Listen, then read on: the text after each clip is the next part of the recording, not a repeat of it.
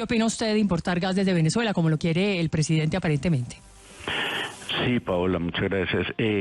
Sobre el balance de gas, siempre hay que hacer ese balance, es la producción y el consumo. Nosotros somos autónomos, es decir, que todo el gas que producimos en el país prácticamente lo consumimos, ahí no hay nada de exportación. También en algunas ocasiones de escenarios críticos de demanda energética hacemos uso de una importación de gas a través de la unidad de regasificación en el Caribe. Nosotros ya hemos importado gas y el tema es la importación. Lo que sí me debo comprometer yo con el país es a asegurar, a garantizar que el país va a tener energía, la seguridad energética. Los momentos van a depender, obviamente. Hoy tenemos 7.3 terapiés cúbicos, o sea, millones de pies cúbicos de reservas probadas. Habrá escenarios... ¿Que duran hasta cuándo, doctor Roa, en el tema de gas? En la relación que he mencionado, es un factor que pondera los poderes caloríficos de los combustibles, el petróleo y el gas. Ahí está metido el gas dentro de los 8.4 años de reservas probadas también. En esa ponderación, nosotros, de acuerdo a los crecimientos de demanda, vamos a tener escenarios diversos, donde lo que sí garantizamos es la seguridad. La opción de gas de Venezuela es una opción. En un escenario crítico, el acto más responsable que deberíamos tener con el país es garantizar que va a haber gas, de una regasificadora en el sur, de una regasificadora en el norte, o bien de un tubo que existe y que podemos recuperar rápidamente con los operadores de transporte de gas para viabilizar en el momento en que fuera necesario una importación de gas de Venezuela. ¿Qué nos va a decir que sí o que no? Ese escenario de demanda crítica y el precio, obviamente. Sí, si es más barato importar gas por las regasificadoras que traerlo de Venezuela, pues lo vamos a importar por las regasificadoras. Si el tema por el que nosotros vamos a renunciar a nuestro gas y al petróleo es por razones ecológicas, ¿qué sentido tiene pensar en importarlos? Es decir, si vamos a salvar el pedacito del planeta pues ¿cuál es la gracia de importar gas después desde Venezuela o de importar petróleo desde otro país? El garantizar la seguridad energética en el país, que es nuestro mayor reto, Néstor. No, por eso, pero ¿qué sacamos no explorando nuestro gas, nuestro petróleo para terminar importándolo? Néstor, en Venezuela es monumental, es el cuarto país en el mundo con reservas de gas, 202 terapiés cúbicos. Nosotros tenemos 3 ¿Importar el gas desde Venezuela nos hace amigables con el medio ambiente a nosotros? No, el tema es seguridad energética. Aquí hay dos rutas. La ambiental y obviamente la económica. Desde lo ambiental, lo responsable es ya no permitir más búsqueda de recursos fósiles que se agotan en el mundo y que han venido mostrando sus picos máximos de demanda en el mundo. Eso es lo responsable ambientalmente. Desde lo económico, desde lo racional, tenemos que garantizar que hay una industria ya sentada sobre estos combustibles. 10.7 millones de usuarios en los hogares consumen gas, más de 300.000 vehículos en el mundo, 470.000 vehículos en el país consumen gas vehicular. Hay plantas de generación de energía con gas.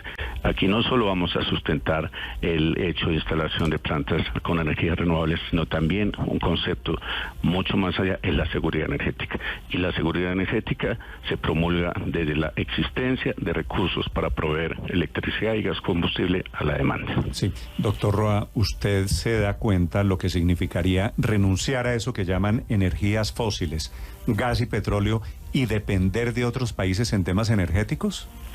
Pues tenemos un reto muy grande y es que la sustitución del sol, del viento, de la biomasa, de la energía geotérmica, que tenemos potenciales grandísimos en el país por desarrollar.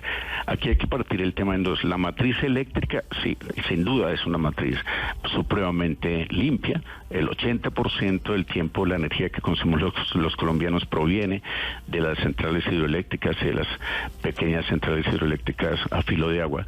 Eso es cierto, pero también necesitamos una firmeza que está sustentada hoy por hoy básicamente en la generación térmica con gas. Pero también podemos transitar ese consumo de gas a hidrógeno verde o a hidrógeno azul, que son combustibles que hoy podemos desarrollar de manera eficiente, rápidamente y rentable. Sí. Doctor Roa, hoy Colombia, ¿qué reservas de gas tiene?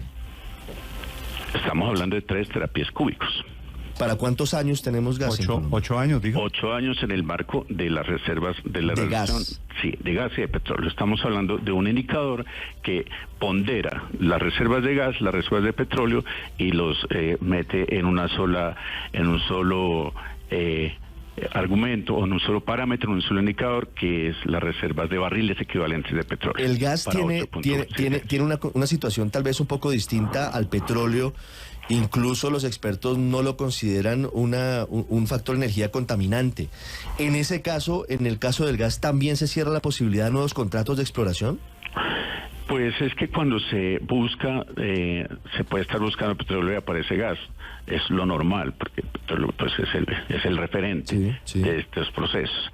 En la medida en que las reservas de gas disponibles en el país nos permitan, o los contratos actuales nos permitan esos hallazgos, pues ahí vamos, por ejemplo, lo que es Costa Afuera, se está hablando de unos hallazgos importantes, con mucho petróleo, pero también con mucho gas. Eso va a depender, obviamente, de la perforación, de la exploración que hagamos de más detalle para determinar los volúmenes de qué si es gas y de qué si es petróleo y a qué profundidad se encuentran para mirar, evaluar si técnica y económicamente es sostenible esa exploración. Doctor Roa, si se alinearan todos los astros y en los contratos vigentes en los que están hoy en día en explotación y en exploración, se encontrara más gas y más petróleo, ¿hasta cuándo nos duraría? En el mejor de los casos. No, es que encontrar 3 teras más de reservas de gas nos extiende el plazo a 8 años más de petróleo y de gas.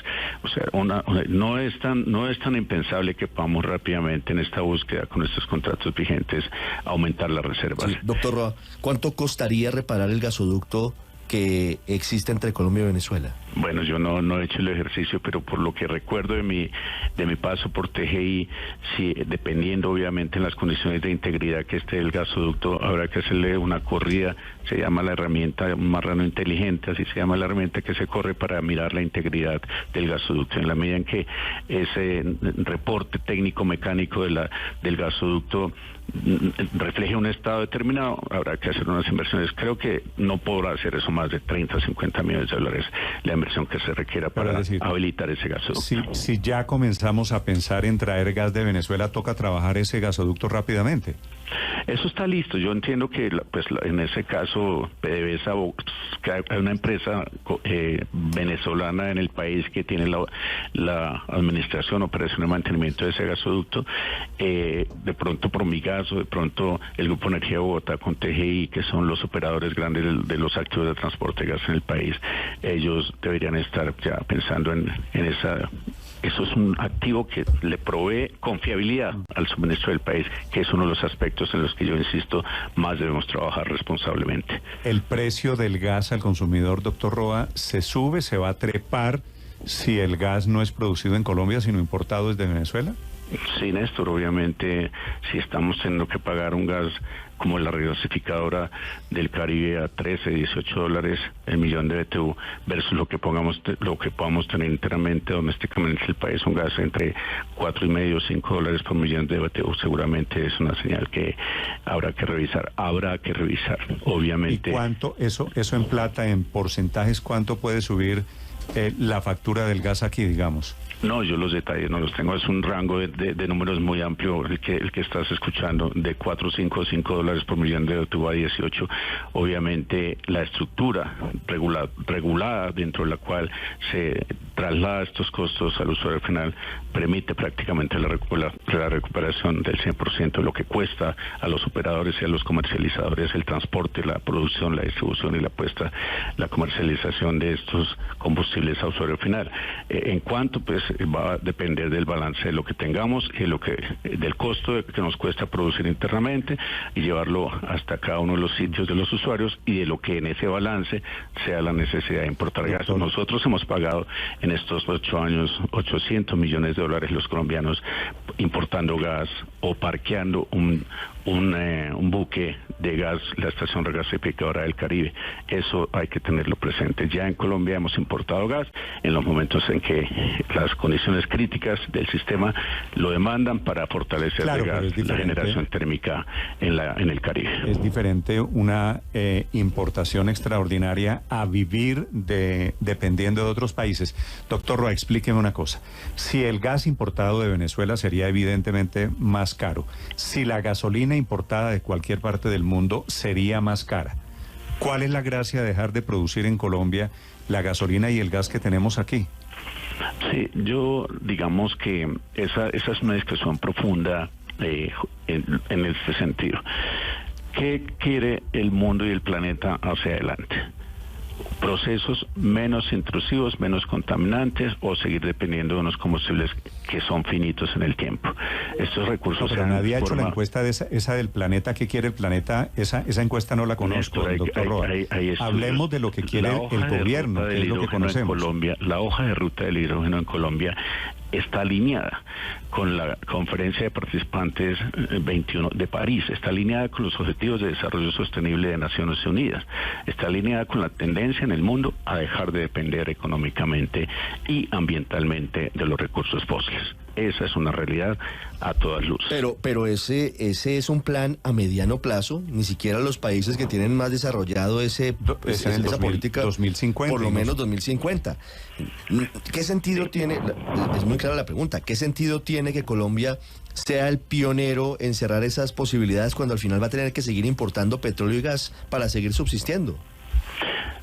Esa necesidad de importación de petróleo y gas va a depender de muchísimos aspectos. Por ejemplo, en Colombia no hemos desarrollado de manera masiva y agresiva la movilidad eléctrica. Y en otros países del mundo esto es una realidad. Pero, doctor Roa, por varias cosas. Uno, porque no hay primero, porque los carros eléctricos son mucho más costosos que los carros a gasolina. No podemos decirle... Dos, porque no hay suficientes estaciones de recarga. A 10 millones de familias salgan a vender ya el carro y compren un eléctrico. No es porque la gente no quiera comprar un carro eléctrico, sino que evidentemente, y en el mundo es así, un carro eléctrico es mucho más costoso. Néstor, no podemos salir a decirles que vendan los vehículos de combustión con diésel y gasolina hoy a comprar vehículos eléctricos, porque sí hay una diferencia muy grande entre el precio de los eléctricos y los vehículos a combustión. Pero sí podemos hacer un plan, por ejemplo, en la movilidad de las 10 millones y medio de motos que hoy son de combustión en el país a motos eléctricas. Y ahí el margen de diferencia de precio es mucho menor. Y en ese sentido, el ahorro que podría tener, por ejemplo, el usuario de una motocicleta de combustible a electricidad es enorme. Vamos a hacer unos cálculos. No, claro, vamos a modelar. Doctor Roa, yo estoy de acuerdo con usted, pero me parece que están cambiando el orden de las cosas. Hay que cambiar primero el modelo de consumo y después cambiar el modelo de producción, pero estamos haciéndolo al revés. Vamos a seguir consumiendo gasolina y vamos a seguir consumiendo gas, y nos vamos a quedar porque decidimos renunciar a las reservas de petróleo y de gas. Sí, pero nosotros tenemos justamente una hoja de ruta que esto no es solo en opinión del actual gobierno, en concepto de las políticas actuales y de los recursos que tenemos disponibles. Hay que referirnos a varios estudios. Si usted mira el plan de expansión de la UDME, la Unidad de Expansión Minero Energética 2020-2050, ahí encuentra los elementos para la transición energética en el país. Esta meta de cero neto en el 2050, de carbono neutro en el 2050, es una ambición, es un sueño, es un reto que hay que cumplir y que hay que tratar de ir concretando y materializando. Claro, pero usted lo dice mejor que yo, doctor Roa. La meta, la ambición, el sueño del mundo es 2050 y nosotros nos vamos a quedar en el 2031 dentro de 8 años sin gas y sin petróleo.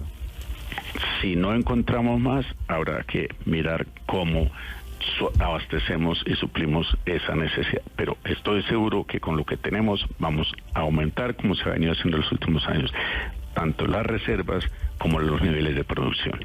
Este escenario es viable, y es viable si las condiciones de mercado y las condiciones de precio son favorables como lo han sido en estos 2 años. Ese es el gran reto que hay por delante. Doctor Roa, le hago una pregunta final sobre un tema que me sorprendió, pero es así en Colombia Inclusive unos congresistas amigos del gobierno estaban preguntándose si el sueldo que usted va a tener como presidente de Ecopetrol no es muy alto. Están hablando de una cifra de 100 millones de pesos mensuales. Antonio Navarro, ¿no? Fue el que planteó el tema. Navarro, amigo de luchas en el gobierno Petro. Quisiera preguntarle primero si la cifra es cierta y segundo, a mí no me escandaliza porque yo sé que los presidentes de las petroleras internacionales pues deben tener unos sueldos competitivos para que sean personas y ejecutivos competitivos. Pero usted, ¿qué se ha encontrado allí en Ecopetrol, doctor Roa? Néstor, usted me hizo esa pregunta hace 8 años cuando salió el Grupo Energía Bogotá. Parecía, me dijo, ¿a usted cuántos millones le van a pagar por la indemnización de la diferencia de lo que le terminaba su contrato? Y me dijo, ¿usted cuánto ganaba? Yo gano hoy lo que ganaba el anterior presidente y lo que ganaban los demás presidentes. Yo no hice una negociación sobre mi salario. Hay una estructura salarial acordada, aprobada por la Junta Directiva, y la verdad ni siquiera yo firmé el contrato y sí está por los montos que usted dice, pero entenderá que debo guardar reservas sobre lo mismo por razones obvias. Sí es un tema, eso es una realidad de las petroleras en el mundo. Digamos, todos los trabajadores, esto aquí lo leía yo por el Código de Petróleos por allá del año 1953, creo que fue la última versión, donde uno de sus partes y de sus articulados establece que los trabajadores de la entonces petrolera Ecopetrol estatal 100% tienen que ganar los mismos niveles de salario que cualquier otra petrolera en el mundo, y esa es una realidad. Yo no la escribí. Yo normalmente, de verdad, cuando ingreso a estos retos profesionales laborales, es lo último que pienso. Por encima del compromiso que adquiero es en las condiciones salariales. Esas son las que me han dado y las que yo no he exigido nada distinto a lo que normalmente estaba como establecido previamente. Eso lo sé yo, lo entiendo yo. Me da la impresión de que el doctor Navarro Wolf y otro grupo de congresistas no lo tiene muy claro. Doctor Roa, le agradezco estos minutos. Gracias por acompañarnos aquí mañana. A todo su equipo, muy buen día. Ricardo Roa Barragán es el nuevo presidente de Ecopetrol, el hombre que va a manejar no solo Ecopetrol, sino los proyectos alrededor de los combustibles en Ecopetrol. Blue, la alternativa.